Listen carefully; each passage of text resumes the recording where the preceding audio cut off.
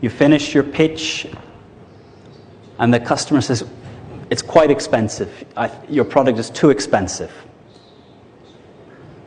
You arrive home. You're a few minutes late. Your partner says, you're always late. There's a dirty plate left on the table. You never wash the dishes. What do you say in this moment? Now, most of you, and me included, went through 14 years of school where we were taught one way to respond to questions. Teacher asks questions. How do you spell cat? Student, C-A-T. Teacher, what is the biological process called osmosis? Student puts hand up, explains in detail the process through which cell membranes allow water to go from one side to the other. So for 14 years, you've been taught that you should give an answer to a question. If you went to university, you probably had another 3-4 years where you gave answers to questions.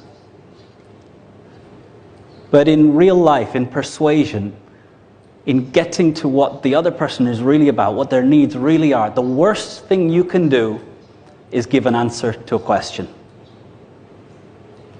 If someone says your product is too expensive, and you say, no, it's not, it's only 1,000, you've lost every chance to understand what else is behind their reasoning.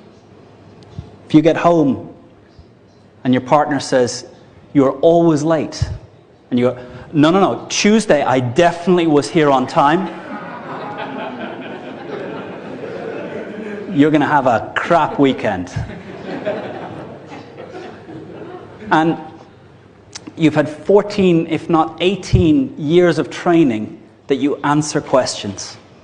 And it's going to cause fights in your home life. It's going to cause problems at work. It means you're not selling anything. Because when someone says your product is too expensive, that's not what their real issue is. When someone says, I'll have to speak to my boss, that's not what their real issue is. And if we had lots of time here, I would create a little role-playing thing, because what happens here is, in our model of the human brain, we've got the stem, the emotion, and here. When your partner says, you're always late, emotion goes up, and what happens is this bit disconnects. So the way to make someone stupider is insult them, object to them, tell them they're wrong, or ask them a question. Because there's an emotional reaction, and the higher emotion goes, the lower thinking goes. So if you don't practice this response, you're not going to be able to do it in the moment. If you don't practice repeatedly how you'll respond to you're always late, you never wash the dishes, you never do your part of the share, your product is too expensive, your competitor is better, you failed us 3 years ago, I don't trust your company. If you don't practice the habit of not giving an answer, you're not going to be able to do it in the heat of the moment.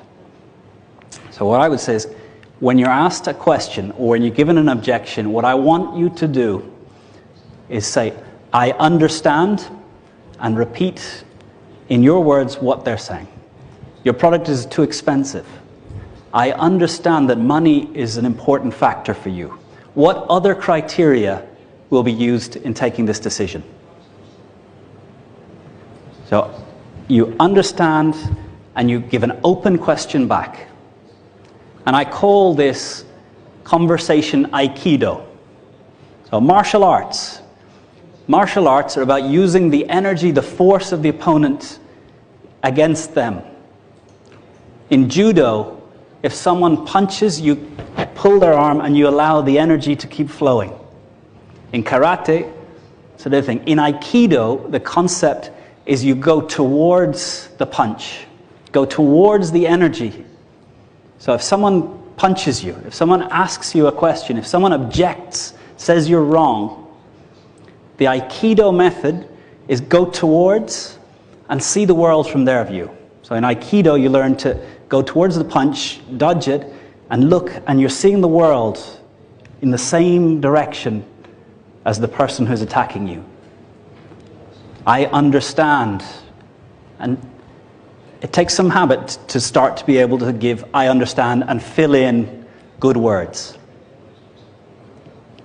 So practicing, you're always late. I understand you feel frustrated. I understand you feel let down. I understand. You'll have to work on this quite a few times over the next 10 years to find the set of words that captures what the other person feels, what's behind it. You know, what can we do now? What happened during the day? What would you like to talk about? What can we do this weekend?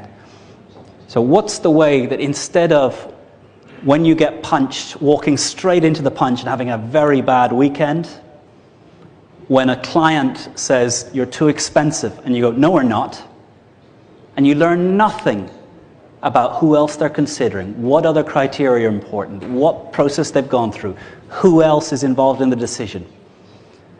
So I hope that, and this takes 14 years of it being drummed into, 4 more, 18 if you went to university, it's going to take you at least 18 years to get out of the habit of responding to questions with answers. Because we live in an uncertain world and we don't have the answers. But by giving the answer, we shut down the possibility of hearing what's really going on in the other person's mind, in the other person's business, what other things are going on. So if someone says your product is too expensive, I understand that money is an important criteria for you. What other things are important in this decision? You say, I'll have to talk to your boss on this. Hey, this is an important decision. I understand you want to get everyone involved. When can I come and meet with you and your boss together? In fact, that's a bit of a closed question. But the habit here is being good at I understand and accepting the energy that's coming from the other person, and then giving back an open question. And I guarantee that if you do it 4 times, the answer to your 4th open question begins to be what's the real underlying need, issue, interest of the person that you're listening to.